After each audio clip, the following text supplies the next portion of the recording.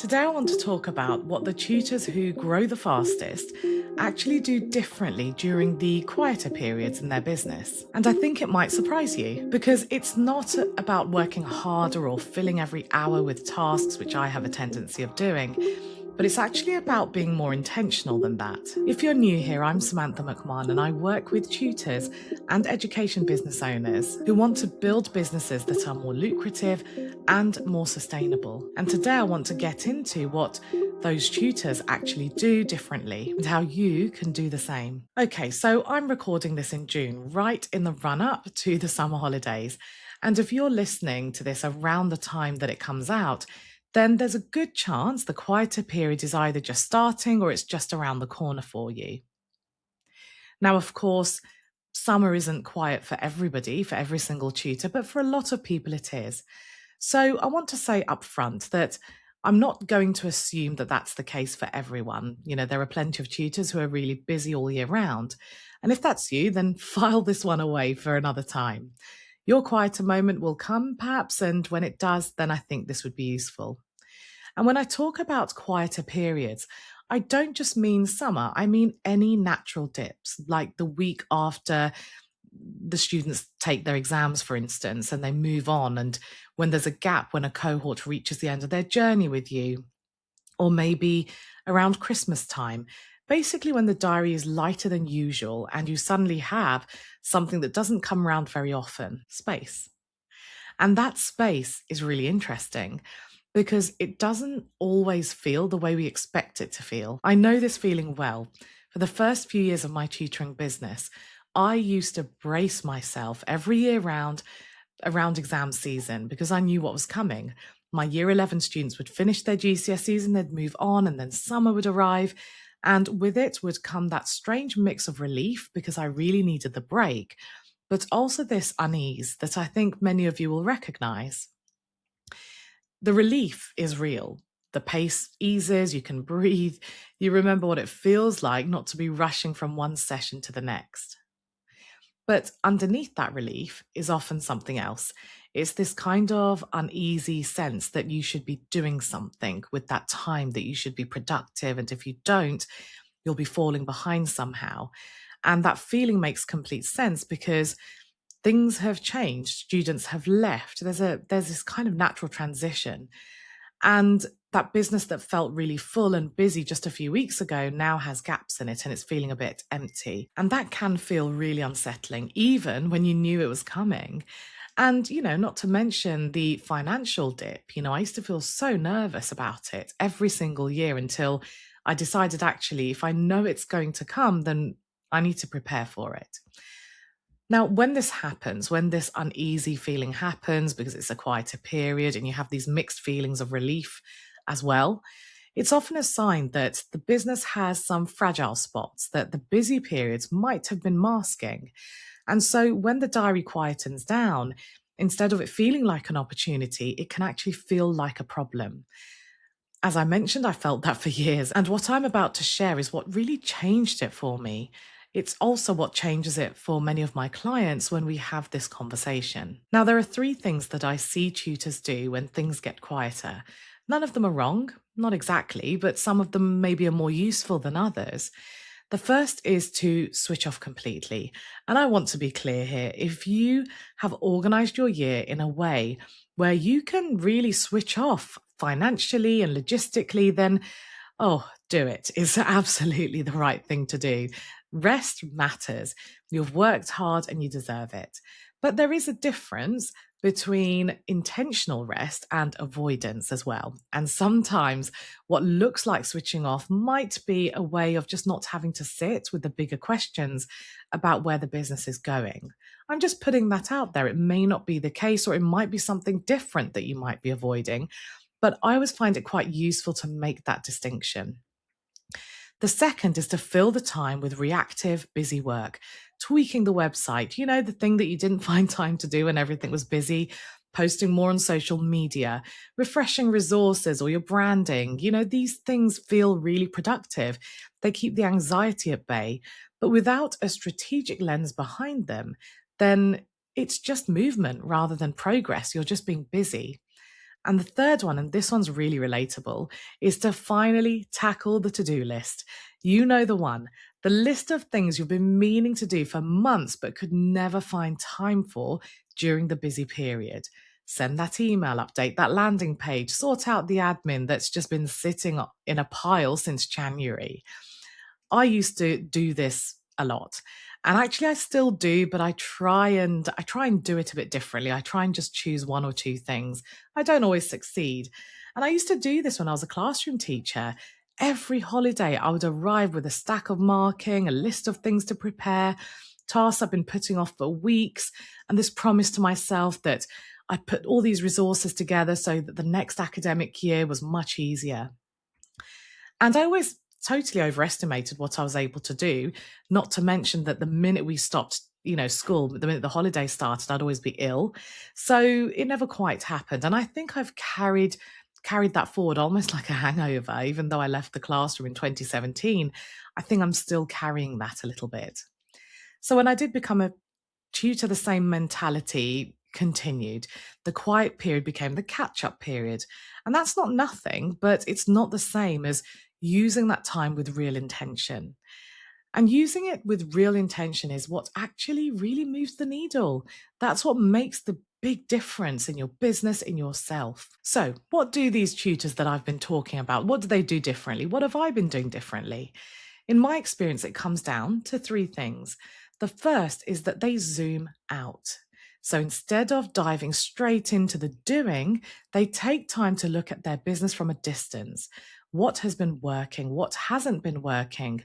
What do they want the next busy period to look like? What do they want to feel different by September? I often find really useful when I take a step back, and I've talked about this before and I'm not going to go in depth, but I use ClickUp, a task management system that really tells me what I should be doing pretty much every day, and I shuffle it around accordingly. And I sometimes, it's not up to date. Sometimes I haven't managed to do all of it. Sometimes things have changed. So when I take a step back, I quite like looking at that big picture and tidying it up and thinking, okay, what needs refreshing, rather than just diving straight into whatever feels the most tempting to do. Now, a lot of tutors spend a lot of time working in the business, and it's really natural. But it does mean they rarely get that chance to step back and look at it properly. So the quieter period is actually one of the few very natural windows where that becomes possible. And the tutors who take that really seriously come back into the busy period with this kind of clarity, should I say, or it's a very AI word, isn't it, nowadays? But I can't think of a different word. They do come back with that clarity. They feel tidy. They don't feel like they're just running into the new term, so to speak, or the new academic year. And that's really difficult to do if you have filled that quiet period with just tasks, things you've been meaning to tick off the list. So run it through that filter, take that big picture thinking, take that step back and just ask yourself, actually, let me look at the big picture. What's working? What should I do more of? Or what could I systemize and streamline? What do I want to feel different when the busy period starts? These are such valuable questions to ask because that's where the real change happens. And, I'm not talking about big changes. Our businesses are always evolving. I don't know about you, but I'm always refining. I'm always reflecting. There's always something that doesn't feel quite right. And this is the time to really think about it. The second thing they do is they make one strategic decision. And this has taken me years to master, not a list, one thing that they are going to change, improve, or implement before the next busy period begins. One thing that will make their business work better, feel better, or grow in the direction they actually really want. I'm going to give you a quick example of what this could look like in practice. One of the one-to-one clients I worked with last year specialized in supporting students with independent school entrance exams within a particular school consortium, so a group of schools. Now, he was the only tutor, as far as he could tell, that was doing work in that community. Nobody else had actually positioned themselves there. And actually, that consortium isn't so well known, but it's well known for the people in that surrounding area. So he knew he had an advantage. He just hadn't really fully used that opportunity yet. So when summer arrived, he came to me with a plan. He was going to update his landing page. He said it needed a refresh, and summer felt like the right time to do it. And I said, well, what if you didn't do that? What if instead of updating the landing page, which, still did the job, it was good enough and it was still communicating what it needed to communicate, what if you spent that time strengthening your relationships within that school network? Getting in front of the right people, making yourself known to the professionals that are inside that community who would actually have students to refer to you. Now, he did that, and he also did some paid ads just to give his positioning a bit of a boost. And by October, he had stopped needing to advertise. He had put himself in front of the right people, the professionals within that network who had students who needed exactly his support and who are now referring him because they trusted him. And actually, there wasn't anyone else for them to refer to anyway. So he just made himself known. And that was really valuable because the landing page could wait. The landing page felt like the most attractive thing to do. It's creative and, it can have a little refresh, but it didn't need it. But the relationship building couldn't wait. And knowing the difference here is everything. Now, the third thing is that they invest in their thinking. And I want to connect this back to the first two things I just talked about. Because zooming out and making that one strategic decision sounds really straightforward. But in practice, it can be harder than it sounds. Without the right support alongside you, it's very easy to sort of zoom out, feel overwhelmed by what you see, and then retreat back to the to-do list because at least that feels manageable. So investing in your thinking, whether that's through reading, a structured program, a mentor, a coach, a peer conversation with someone who really understands what you're doing and what you're building, is what makes the zooming out actually lead somewhere. It's what turns a good intention into the real decision. So if you're at a point where something just needs to change or just be tweaked, or even maybe it's a new direction or whatever it might be, but you're not sure quite what that is or how you'll make it happen, this is the kind of thinking I do with tutors inside my Bespoke one-to-one program. It's a 6-month program, so we have time to go really deep into where your business is going and how to build the foundations to get there. So if you're really seeking that guidance, this is your invitation to book a call. I'll pop the link in the show notes.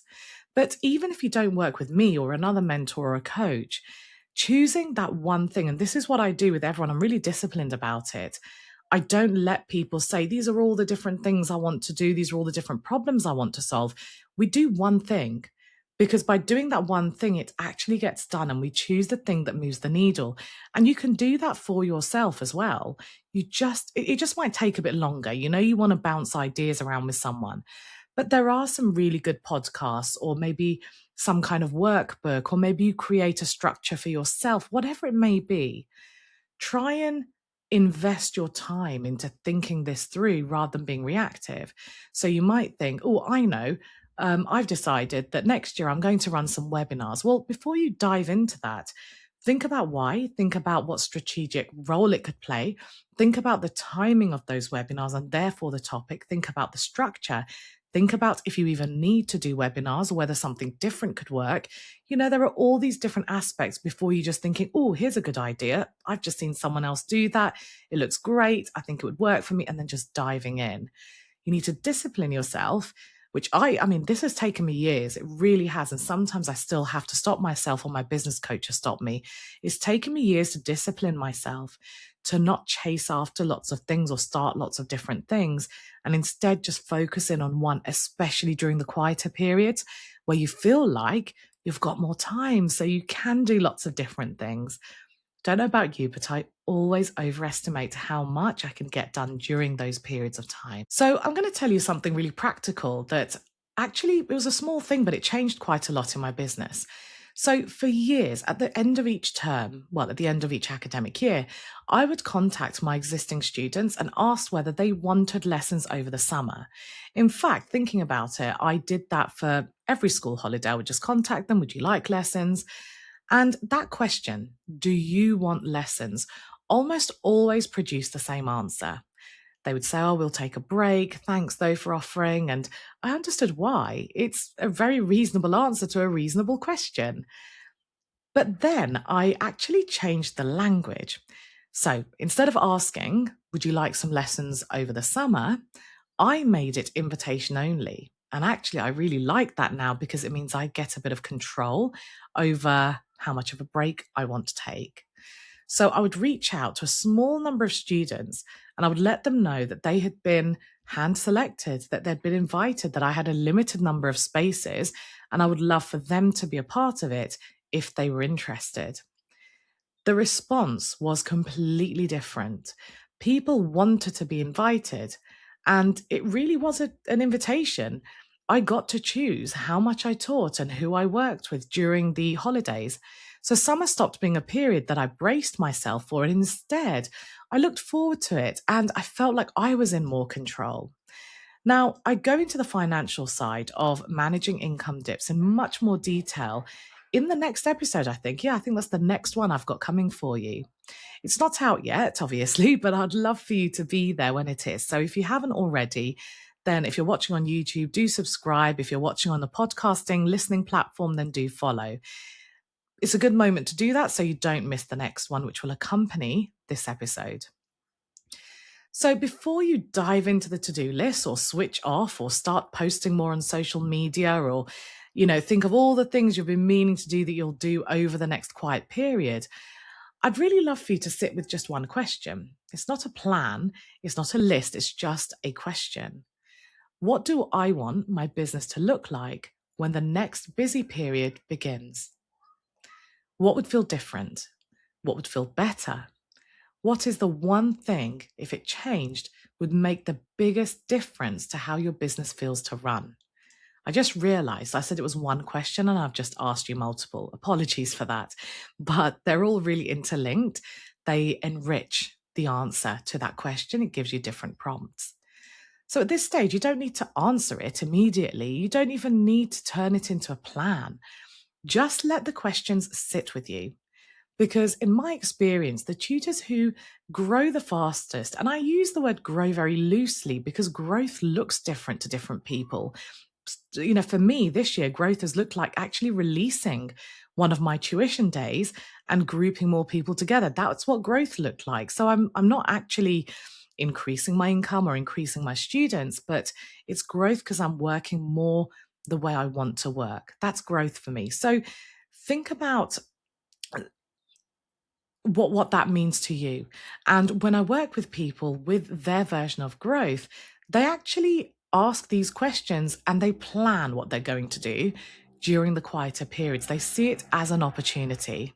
So what's worth remembering is that the quieter periods in your business, they're not necessarily gaps. And I know they can feel stressful, but we can also view them as windows. And what you choose to do with them can influence what the next busy period actually looks like in a really positive way.